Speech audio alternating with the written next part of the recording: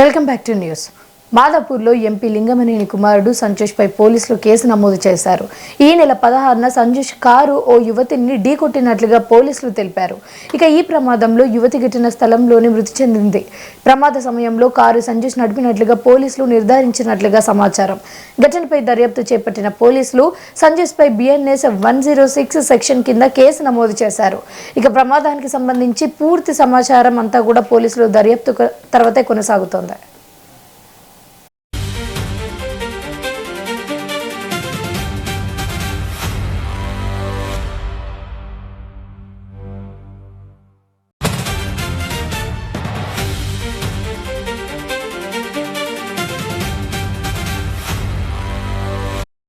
మాదాపూర్లో MP Lingamaneni కుమారుడు సంజోష్పై పోలీసులు కేసు నమోదు చేశారు. ఈ నెల 16న సంజోష్ను ఓ కారు యువతిని ఢీకొట్టినట్లుగా పోలీసులు తెలిపారు. ఇక ఈ ప్రమాదంలో యువతి ఘటనా స్థలంలోనే మృతి చెందింది. ప్రమాద సమయంలో కారు సంజోష్ నడిపినట్లుగా పోలీసులు నిర్ధారించినట్లుగా సమాచారం. ఇక ఇదే అంశంపై పూర్తి సమాచారం మా ప్రతినిధి అక్రమ్ అందిస్తారు. అక్రమ్, చెప్పండి.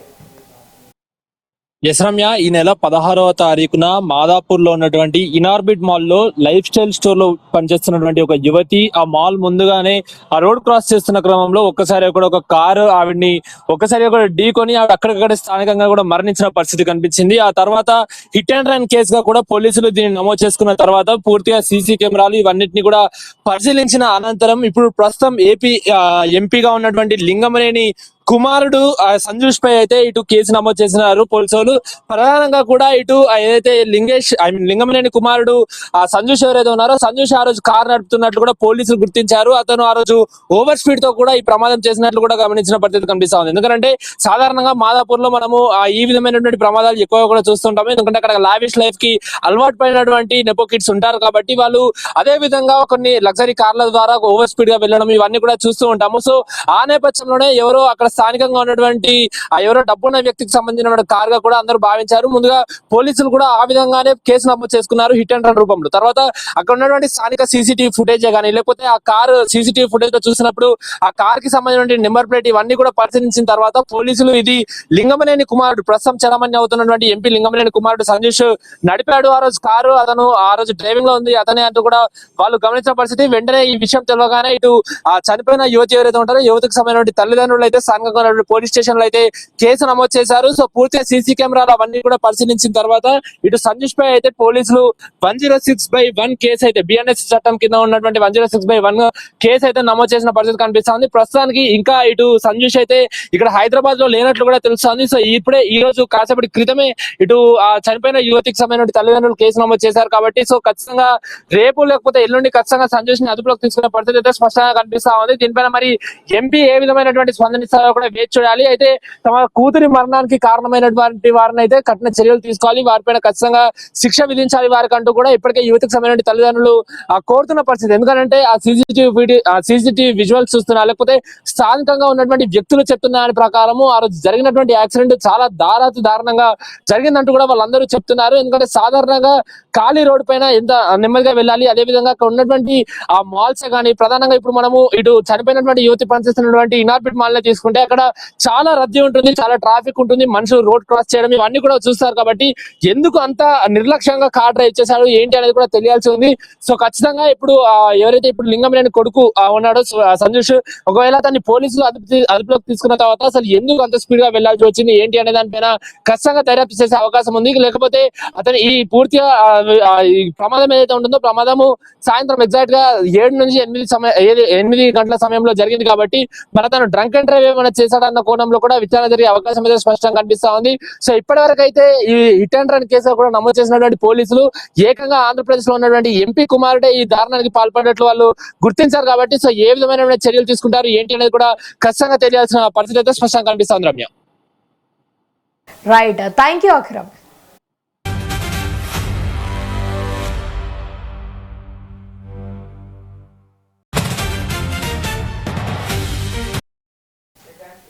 రాజమండ్రి యాక్సిడెంట్ కేసులో మృతి చెందిన మెడికో ప్రియాంక తల్లిదండ్రులు మాజీ సీఎం వైఎస్ జగన్ ను కలిశారు. నిందితులకు ఉరిశిక్ష పడే వరకు పోరాడతాము అని ప్రియాంక తండ్రి స్పష్టం చేశారు. కూతురిని తలుచుకొని తల్లిదండ్రులు కన్నీరు మున్నీరయ్యారు. పోలీసుల తీరుపై తీవ్ర ఆవేదన వ్యక్తం చేసిన ప్రియాంక తండ్రి ఇక ప్రమాదం జరిగినప్పటి నుంచి కేసులో ఏ సెక్షన్లు నమోదు చేయలేదు అని కనీసం సమాచారం ఇవ్వలేదు అని ఆరోపించారు. ప్రస్తుత సిఐకి ఫోన్ చేసినా స్పందించడం లేదు అని అన్నారు. ఈ ప్రమాదం జరిగిన 3 రోజుల పాటు నిందితులను కాపాడాలి అని ఆరోపిస్తున్నారు. ఇక ఎవరి అధికారంతో ఇదంతా జరిగింది అని అయితే ముఖ్యంగా ప్రశ్నిస్తున్నారు. ఇక ప్రియాంక మృతి విచారణ జరపాలి అని డిమాండ్ చేశారు.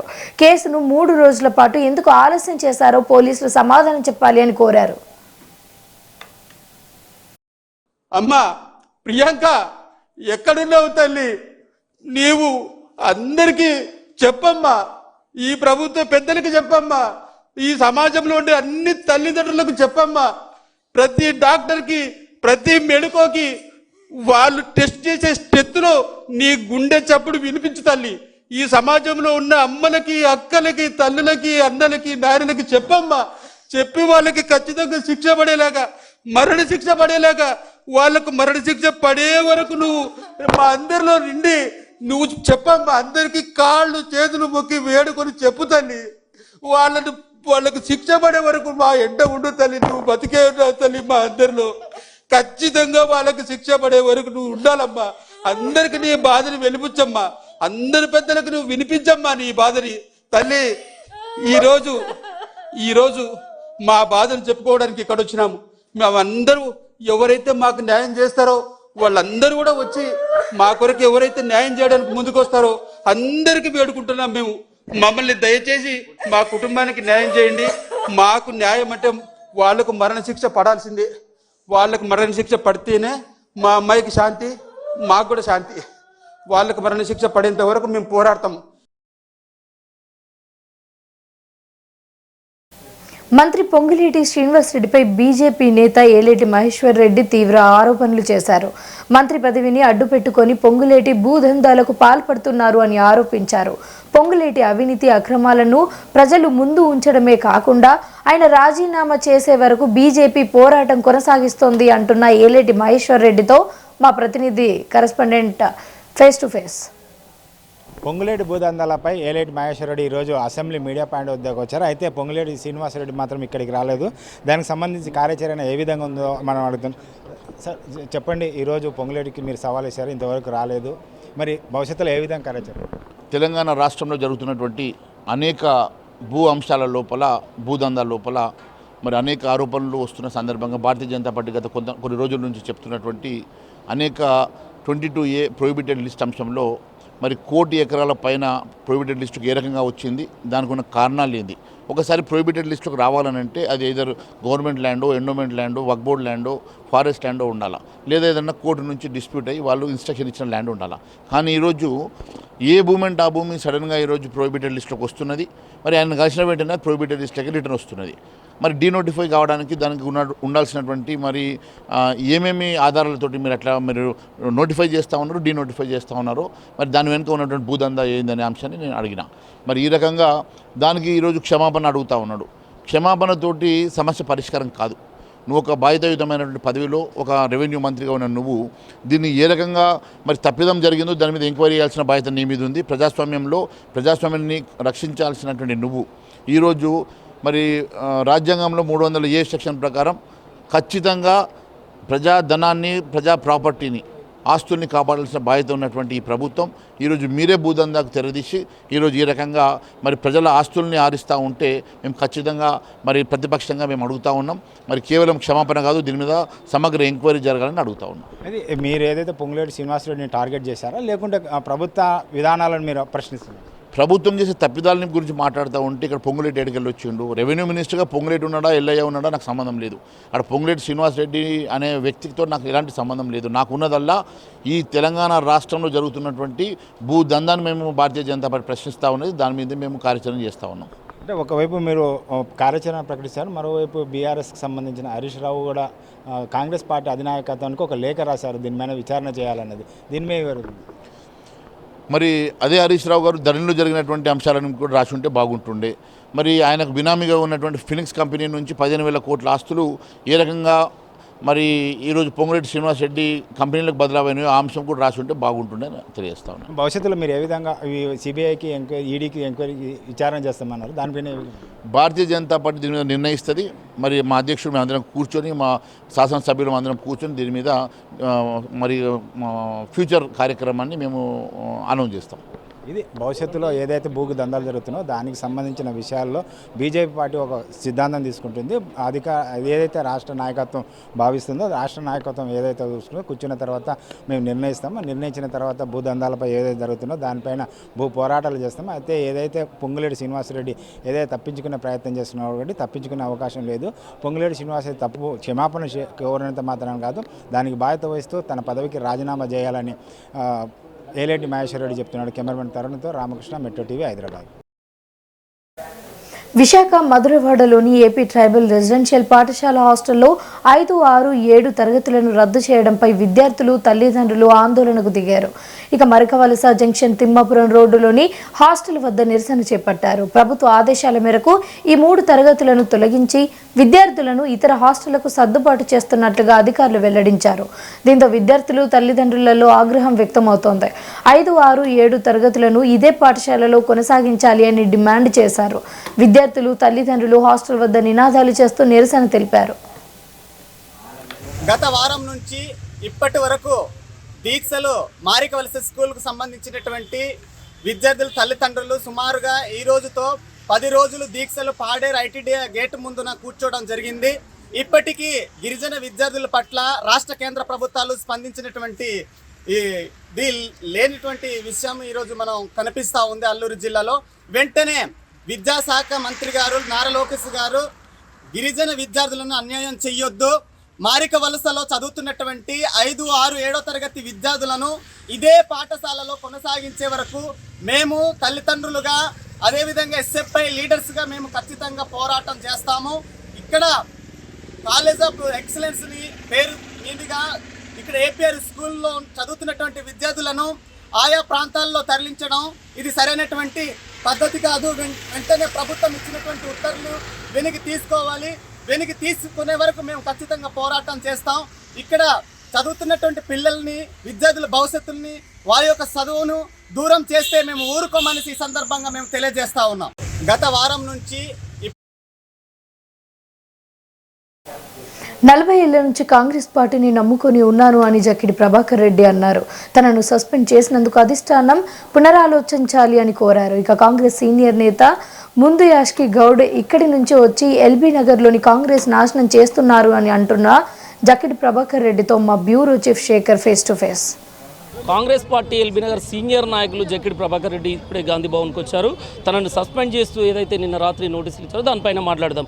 40 ఏండ్లకు పైబడి మీరు కాంగ్రెస్ పార్టీలో కొనసాగుతున్నారు. ఎన్ని ఒడిదొడుకులు అధికారం ఉన్నా లేకున్నా కాంగ్రెస్ పార్టీ మిమ్మల్ని సస్పెండ్ చేస్తూ నోటీస్ ఇవ్వడాన్ని ఎట్లా? అధిష్టాన వర్గం పునరాలోచించుకోవాలి. ఇప్పుడు నన్ను సస్పెండ్ చేసిన బాధ కన్నా ఎక్కువ ఎల్బీ నగర్లో కాంగ్రెస్ పార్టీ కార్యకర్తలు అన్యాయం అవుతున్నారు, కాంగ్రెస్ పార్టీ అన్యాయం అవుతుంది, ఎల్బీ నగర్ నియోజకవర్గ ప్రజలు అన్యాయం అవుతున్నారనే బాధ నాకు. నన్ను సస్పెండ్ చేసినందుకు నాకు ఏమాత్రం బాధ లేదు. ఏముంది, నాకు ఏమన్నా ఎమ్మెల్సీ ఇచ్చిరా, చైర్మన్ ఇచ్చిరా, నాకెందుకు బాధ ఉంటుంది? గతంలో కూడా ఎల్బీ నగర్ కాంగ్రెస్ను సేవ్ చేయాలని గతంలో కూడా ఎలక్షన్ ముందు కూడా మీరు ఇదే డిమాండ్తో ఉన్నారు. స్టిల్ ఇప్పటి వరకు అదే కొనసాగుతుంది. అసలు ఏం జరుగుతుంది ఎల్బీ నగర్ కాంగ్రెస్లో? ఎందుకు జక్కిడి ప్రభాకర్ రెడ్డిని సస్పెండ్ చేయాల్సి వచ్చింది అంటే ఏం చెప్తారు? మీరే చెప్పాలి. ఏఐసిసి అంతా మా దగ్గర వచ్చి కూర్చుంటే ఎట్లా? ఎల్బీ నగర్ చిన్న కాన్స్టిట్యున్సీ, మొత్తం ఏఐసిసి అమెరికా అంతా చాడ కూర్చుంటే మేము తట్టుకోలేం కదా. అట్లా కార్యకర్తలకు ఏం చెప్తారు? కార్యకర్తలు అందరికీ నేను అండగా ఉంటా. నేను ఎట్లాగో ఎల్బీ నగర్లో మాస్ లీడర్ని, అన్ని పార్టీలకు తెలుసు. మా మీద ఎన్ని కుట్రలు చేసినా ఏమయ్యేది లేదు, ఎన్ని కుట్రలు చేసినా ఏమయ్యేది లేదు. వాళ్ళే నష్టపోతారు తప్ప ఇప్పుడు నన్ను కాంగ్రెస్ పార్టీ మీద సస్పెండ్ చేసినా సంతోషపడుతుండొచ్చు, అంతే. ఆ శునకానామందం పొందొచ్చు వాళ్ళు ఏవైతే తిరుగుతుర్రో, ఎవరైతే వచ్చారో పార్లమెంట్ ఎన్నికలకు వచ్చిన వాళ్ళకు పదవులు ఇవ్వడం తప్పు. పార్లమెంట్ ఎన్నికలకు వచ్చిన వాళ్ళ యొక్క కులాన్ని అడ్డం పెట్టుకొని చేసే రాజకీయాన్ని మీరు పరిగణన తీసుకోవడం తప్పు. ఇది అంతా ఏఐసిసి పెద్దలకు అందరికి తెలిసే జరిగింది అనుకుంటున్నారా? రాష్ట్ర నాయకత్వం దృష్టిలోనే ఉంది మీ విషయం? తెలియదు నాకు, అది పై వరకు తెలిసిందా తెలియదు. కానీ నేను మాత్రం ఒక సిన్సియర్ కార్యకర్తగా కాంగ్రెస్ పార్టీకి మరొకసారి విన్నవిస్తున్నా, పునరాలోచించండి. ఇది నా మీద ఉన్న తప్పుడు నిర్ణయము. మీరు ఏ కులాలను నేను తిట్టలేదు. 40 సంవత్సరాల్లో నేను చాలామంది ముఖ్యమంత్రులు, పీసీ ప్రెసిడెంట్ అందరితో పనిచేసినాం.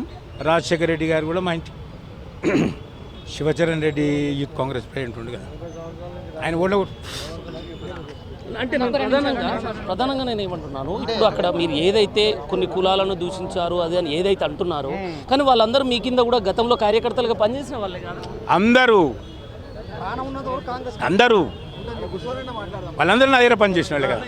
కుట్ర రాబోయే ఎన్నికలలో ఆయన ఈ పదవి ఇస్తాడు, ఆ పదవి ఇస్తాడు, కార్పొరేట్ టికెట్ ఇవ్వడేమో, ఏఐసీసీ లీడర్ గారు రాహుల్ గాంధీ గారికి వెళ్ళి టికెట్ తెచ్చి మాకే డైరీకి ఇస్తామని చెప్పి ఆయన వెనకాల తిరుగుతున్నారు. తిరగనియండి. మా కార్యకర్తలు మీ వెంట లేరా? 100% ఫుల్ 100%. అన్న నేను ఎల్బీనగర్లో మాస్ లీడర్, నేను ఉన్నా కాబట్టి కాంగ్రెస్ పార్టీ ఉంది. నేను చెప్పడం కాదు, ఎవరని అడగని చెప్పి. ఫైనల్ గా ఏం చెప్పదలుచుకున్నారు ఓవరాల్ గా అధిష్టానానికి, కార్యకర్తలకు, ఎల్బీనగర్ కాంగ్రెస్ వాళ్ళు? సేవ్ ఎల్బీనగర్ కాంగ్రెస్, మదియాజ్ కి హటావ్, ఎల్బీనగర్ కాంగ్రెస్ కు బచావ్. మదియాజ్ కి వలన రాష్ట్ర కాంగ్రెస్ కూడా ప్రయోజనం లేదు. రాష్ట్ర కాంగ్రెస్ కూడా ప్రయోజనం లేదు. కుల రాజకీయాలు చేసి మిస్టర్ మదియాజ్కి ఇది ఈ పరిస్థితి. Congress party LB Nagar senior నాయకులు జక్కడి ప్రభాకర్ రెడ్డి ఏదైతే సస్పెండ్ గురయ్యారో, నిన్న నైట్ నోటీసులు ఇచ్చిందో కాంగ్రెస్ అధిష్టానం, దానిపైన ఇంతకుముందే గాంధీ భవన్కు చేరుకున్నారు. తను భావోద్వేగానికి గురవుతున్నారు. 40 ఏండ్లకు పైగా కాంగ్రెస్ పార్టీని నమ్ముకొని కాంగ్రెస్ జెండా మోసిన వారిని అక్కడ కొంతమంది నాయకుల వల్లనే ఈ ఎల్బీ నగర్ సేవ్ కాంగ్రెస్ అని నినాదంతో మేము అది తెలపడానికి ఇక్కడ గాంధీ భవన్కి వచ్చాము. మరొకసారి పునరాలోచించాలి కాంగ్రెస్ పార్టీ అధిష్టానం.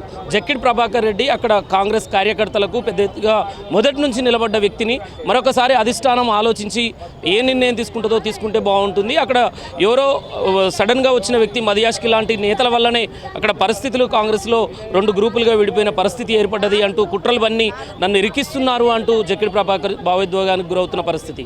కెమెరా పర్సన్ తరుణ్తో శేఖర్, గాంధీ భవన్ నుండి. ఇవి ఈరోజు బులెటిన్ అప్డేట్స్. మరిన్ని అప్డేట్స్ కోసం చూస్తూనే ఉండండి మెట్రో టీవీ.